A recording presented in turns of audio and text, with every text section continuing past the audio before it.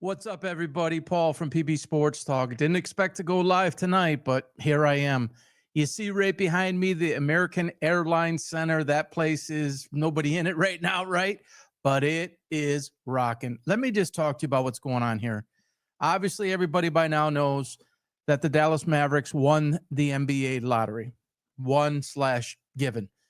Let's go back to the trade a few months ago. I'm that guy who's on record over and over and over in hundreds and hundreds of posts and probably, I don't know, 10 videos or so saying that the Luka Doncic trade was largely based on the Mavericks trying to win legislation in Texas, tanking the team to a degree to force the hand of the Texas legislation. And then, of course, also of the NBA to give the Mavericks the ability to have a franchise in Las Vegas, to become the Las Vegas Mavericks. Obviously, the Mavericks took over majority ownership from Mark Cuban. I think he's 27, 29%, something like that. And the Adelson family, which is the Venetian in Las Vegas, right? They own the majority of it. And I've been on record boldly and loudly saying that that was behind this. I've never really thought that the trade was a bad trade. What I thought was, when I say a bad trade, the idea of giving up Luka Doncic, I never thought that that was a bad idea.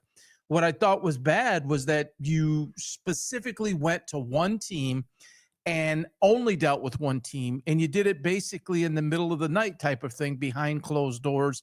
And if you wanted to trade somebody of that type of value, why wouldn't you put yourself in a position to get the greatest possible return?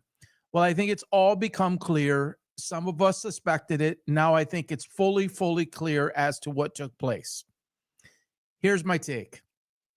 And I've already shared this on social, but I felt like I wanted to get it live and online here as well in my own words on video. I believe that Nico Harrison and the Dallas Mavericks went to the league and Adam Silver and said that they had no plans on renewing or giving a supermax deal to Luka Doncic, and they had ideas or thoughts of moving on from him. And here's what we would like to have happen. I believe they had a talk back and forth. And I think that the Lakers, or not the Lakers, but Adam Silver said, I will approve the trade, but make it be the Lakers. And in exchange for that, I will make sure that when it comes time for Vegas to get its basketball team, I will take care of you guys in the Adelson family. But you need to trade Luka Doncic to the Lakers and to the Lakers only. Now, why would that be? Why would I come out and say something like this? Okay, let's see. The NBA does about $11.5 billion a year in revenue right now. The league is known to be in quite a bit of trouble. Viewership is down, though slightly a tick up for the playoffs. Overall, what LeBron James and others, such as Greg Popovich and his political injection, Steve Kerr and his political injection, have forced, and the style of play, the no defense, the three-point shooting, there's a lot of reasons. It's not only LeBron, it's not only those coaches, have turned away fans by the millions. One of the ways that the league has to succeed, and you can look back historically, the Lakers must be successful in some form, or there must be attention on the Lakers as such. And when Luka got traded, where was all the attention in the NBA? Where did it all go? It all went to LA. Yeah, it went to Dallas, and Nico Harrison got thrown under about 47 buses. But the actual direction, the narrative was about the Lakers, and oh my gosh, LeBron, and oh my gosh, Luka, and what would happen, and Anthony Davis. Okay, they didn't even really discuss him. It was Lakers, Lakers, Lakers, Lakers, Lakers. The NBA believes, I don't know if I necessarily agree with this, but the NBA, I believe, believes that in order for the league to truly be successful, the Lakers must be successful. They must be able to satisfy Hollywood and the stars and kind of that Showtime, long gone, but that Showtime type mentality. LeBron, who I have, everybody knows this because I'm on record, no respect for the guy. Um, what he's done to the league is it could be irreversible, but what just happened tonight and the way that it happened actually might give it a chance to reverse. So he's gone. Hopefully he just walks away so that the league can begin to heal. But let's say he plays another year or two. Well, he's on his way out. Not going to be here in 5 years. He's not going to be here in 10 years. So what do? We have this ridiculous talent coming out of college that maybe the league has not seen anybody like this guy, Cooper Flagg, in 15 years, 20 years. This is an MJ type of thing coming, folks. I'm not even going to tell you a LeBron type of thing. This guy already projects to be the face of the league in a way that maybe it's only seen a couple of times ever. This kid is, to give a Dickie V phrase, super, super sensational. And he has the attitude and the makeup to rebuild this league. So how do we can't let it go to the Lakers. We can't let the Lakers win the draft. We can let the Mavericks, who I think was about a 1.8% chance, I think it was, that they would win. They were projected to get something like the 11th pick, and they got number 1. So thank you for trading Luka to Los Angeles. Here's what we'll do for you. We'll make sure you get number 1. And when it comes time to go to Las Vegas or opening up the books, so to say, for a team in Las Vegas, we'll come to you first. You will have first right of refusal. So it's amazing. Nico Harrison, I don't know if I've ever really seen, I've seen coaches go through it. I'm on videos with this too. I've seen coaches go through this, but I don't know if I've ever seen a general manager. And you got to remember, I'm from Michigan, from Detroit, and everybody knows the heat that Matt Millen took. I don't know if there's a general manager in history that took more heat than Nico Harrison. All reports are he had death threats, people just doxing him, all sorts of crazy things. And this and that, and he was kind of hiding and all of this type of stuff. How does Nico Harrison look right now? How does he look? Does this not send a signal to everybody beaming from the sky that this was all thought out to be this way? On a strictly basketball perspective, Nico Harrison did the right thing by trading Luka Doncic. Now, let's take the backdoor deal and put it aside for a moment, and let's just say a sheer basketball move. If you were to trade Luka Doncic under normal circumstances, you make it available to the league, and you could get a much greater haul than Anthony Davis at 32, who's largely a broken down player who's constantly injured, and Max Christie. All right. We all know that they could have pulled more than that. But that's the only thing that the Lakers basically had to give. Although if I was Dallas, I would have pushed for Austin Reeves and Anthony Davis, right? But probably as per the deal in the background was, we have to give the Lakers, or allow the Lakers, in their eyes. It didn't work out that way, as so many of us knew. I mean, I picked the Timberwolves to beat them in the first round.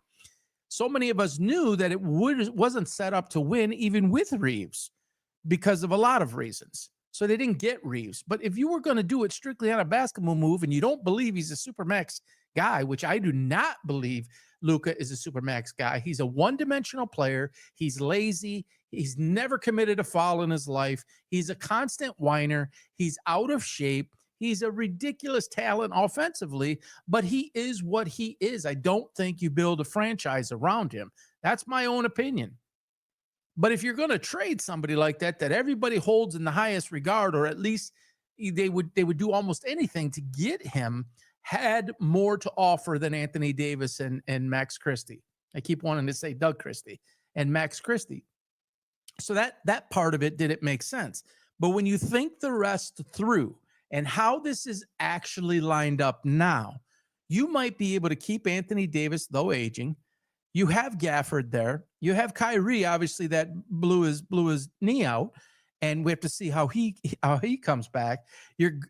There's no question there. You could trade the kitchen sink and the bedrooms and the backyard with the jacuzzi in it to the Mavs to try to get Cooper Flagg. There'd be no way that they would ever give up this guy. It is the most solidly locked in number 1 pick in history. There will be no Sam Bowie type of player that gets drafted before Cooper Flagg. It's done. Just lock it up. So, and it's an immediate plug and play guy. It's an immediate superstar, should hit the floor running and be all world everything.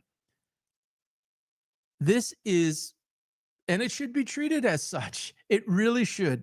And my man, Clay Travis, who talks about the NBA being in so much trouble, I happen to agree with him. And I grew up loving the game, playing the game as long as I could, and I coached it for 8 to 9 years. It was my everything. And I fell away from the game, to be honest with you. I stopped coaching in 2015. It just became so hard to watch, and it became so hard to get behind the league that LeBron James actually literally embarrassed the game of basketball, all of its players, his flopping, his whining. I mean, I don't even ring chasing. I don't want to go through all of them. If you want to see it, it's all over my feed. I got videos on YouTube all over the place. But it's like, now you need a new face. You need somebody new to build the league around. It's not Luka Doncic, folks. It's Cooper frickin' Flagg. And now he's going to Dallas. So Nico Harrison is popping the champagne tonight, I'm sure. They're probably at that arena right now. No one in the stands, but in the offices there are. And they're probably high-fiving it up and champagneing it up, because instantaneously you and the league together, this whole coordinated collaboration went from a pissed off fan base to the most excited fan base in all of sports right now tonight, because of Cooper Flagg. I'm 52, 53. Without question, he's a top 3 guy that you could say in history. Magic's obviously up there. Bird, that conversation actually made the game. You really can't, you could say Jordan, you could say Kobe, you could say a handful of guys, let's just say. He's up there. Cooper Flagg's up there. So the American Airlines Arena or Center is going to be popping. The Dallas Maverick fans got to be celebrating, happy, and just unbelievably amazed. This does not happen, Mavs fan. This does not happen if Nico Harrison did not pull the trigger on letting Luka go. So if you want to go 1 for 1, would you rather have Luka Doncic or would you rather have Cooper Flagg? Think about that for a moment. To me, it's a no-brainer. It's not even a question. It's not even close to a question. And I can make arguments that giving up Luka Doncic for a lot of other people would have made a lot of sense. You do not give Luka Doncic $345 million. You just don't. The guy coming in a few months, next month, actually, time flies, that's a guy who likely will be a beast on both sides of the ball, take the franchise on his back, has the attitude, has the marketability, has everything you would ever want. And the dude's a bust ass in motion every second of every game on the floor. So congratulations, Mavericks fan. But sports fan, make no mistake about it. This was blueprinted. It was drawn up. It was, we want to do this. Okay, we'll allow that. But in order to do that, you do this. Do this. Take all the heat, Nico. And there's going to be a lot of heat. But we're going to give you 2 things. We're going to give you the first round pick, and we're going to give you first right of refusal to go to Las Vegas when the time comes and have the Las Vegas Mavericks. So you got Tom Brady and the Raiders over there. You got the Golden Knights over there. We'll see what happens in baseball, if it ends up being the A's or it ends up being someplace else. And can you imagine? And no longer just the tourist town for sightseeing and shows and dining and gambling and all the reasons that people go to Las Vegas. It's going to become a sports destination where players want to go, where fans want to go, where globally people go to Las Vegas and they're going to want to go see sports teams. And you have what will become a global, likely, barring injury and all of that, a global sensation in Cooper Flagg. So I'll end it there. Congrats, Mavericks. Congrats to Cooper Flagg. Congrats to the Mavs fans. You have something to be very happy about, and you won. Just please remember that. You won in this deal. The Lakers lost. The Lakers are in complete disarray, folks. Look at my videos. Go to my YouTube channel at PB Sports Talk. It's up there. Visit me here on X at PB Sports Talks with an S on the end. You'll see me explain all the reasons why the Los Angeles Lakers are now stuck. And the Mavericks, who's going to win a championship first, folks?